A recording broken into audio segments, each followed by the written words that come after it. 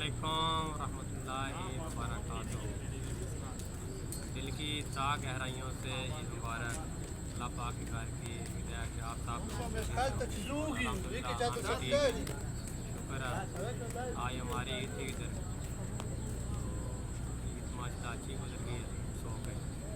परदेश की ईद ऐसी होती है, जो परदेसी आदमी होता है उसी को पता होता है प्रदेश की ईद का। जो देशों में है उनको क्या पता ईद कैसी होती थी प्रदेश। क्यों चाचा जी? बिल्कुल जी बिल्कुल। प्रदेश से ऐसे ही देशों की ईद गुजारनी प्रदेश। ने अकबाल भाई जंग तो दोस्त मेरे माशाल्लाह बहुत प्यारे अच्छे, इन्होंने ना बस टाइम पास अज हो गया है। ईद तो बस की तुम दसी कुरबान ईद सी अज, लेकिन गोश्त की कोई कहते वो तक नहीं आई हैगी, दूर दूर तक भी जी। सुबह उठे हैं, ईद पढ़ी है, ईद पढ़ के वेख्या आगे पिछे भी हूँ मिलीए किनू कोई अपना हो गले ला के मेरी ईद हुई ना। क्यों इकबाल साहब अपना नजर ही नहीं आया, ईद मुबारक नजर ही नहीं आया ईद मुबारक नहीं देती। बस फिर अपना जहा मूँह बना के तुरे हैं कैंप नू, रूम च आए हैं, एसी किता 18 ते कंबल लिया उत्ते। अल्लाह तेरी यारी सो जो जी। कल ईद अपनी देशा च फैमिलियां की ईद आ। ईद अपनी फैमिलियां च बच्चों च माँ प्यो भैन भरा होंगी है, लेकिन साढ़े वो हालात ही है पाकिस्तान के कि बहुत सारे मां जी घरों बकार आ बाहर, लेकिन हुक्मराना इस बारे कोई साहस ही नहीं है, अपने यशी पे हुए हैं कुर्सी पीछे। अल्लाह पाक उन्होंने तकलीफ दे, दुआ करते कि अल्लाह पाक साढ़े पाकिस्तान के हालात ठीक कर दे, ना बाहर के धक्के खाने पैन मां को।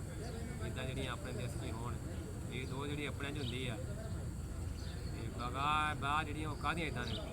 मेरी तो ईद बस इन्नी गुजरी अज, बाकी सूँ अकबाल साहब ने दस देंगे इन्हों की ईद कैसी गुजरी है, की महसूस किया इन्होंने। साड़ी ईद इस तरह गुजरी है जिस तरह थोड़ी ईद गुजरी है, सो के गुजारी है। ईद पढ़ी है अड़ते कंबल दी इस तरह दस ए सी चेयर की अपना मिले ही नहीं जिन्होंने ईद मुबारक दे भी और इस तरह दिन गुजर गई। जोड़े मुल्कों च ने वो कहते हैं कि बाहर आए बड़े सुख ने, जिन्हें बंदा बाहर आवे नहीं तो उन्नी देर ये पता नहीं लगता सुख आ सौखे के दुख की ख्याल है। बाहर आए पता चलता है की समझता जेड़ा आ गया वो भी रोंदा तो जेड़ा नहीं है वो भी रोंदा। जेड़ा पाकिस्तान है वो आदमी सुखी हुई है, दुखी असी जैशियाँ करते पे जैशियाँ करते पे। जेड़े इतने बाहर हैं ये रो रहे हैं, बे आदमी सुखी हो हैं जेड़े पिछले। देखो ना ईद वाले दिन भी कुरबानी का गोश्त नहीं लभ्या, जे खाना लभ्या तो वो भी लैन च लग के अद्धा घंटा लैन च लगो फिर खाना मिलता है। ये हालात ने, बाकी अलहमदुलिल्लाह अल्लाह पाक बड़ा आसान है, शुक्र है। सारे देशों वाले साड़ी तरफ एडवांस ईद मुबारक। अल्लाह पाक तुहाडियां कुर्बानियां कबूल फरमाए, जेह्ड़े हज ते गए साढ़े भैन भरा अल्लाह पाक उन्होंने हज कबूल फरमाए, तो अगले साल सानू भी अल्लाह पाक तौफीक दे कि असें भी अल्लाह पाक के घर का हज करिए। ठीक है जी, उमरे तो माशाल्लाह बहुत कारज अल्लाह पाक ने तौफीक दी है, लेकिन हज की ख्वाहिश आ। मेरे नाज़रीन जी वो भी साढ़े वाले तुसीं दुआ करे, उसी तुहाडे दुआ करते हैं अल्लाह पाक सारे अपने घर की हाज़री नसीब फरमाए। जो देख रहे हैं अपना घर आमीन आमीन।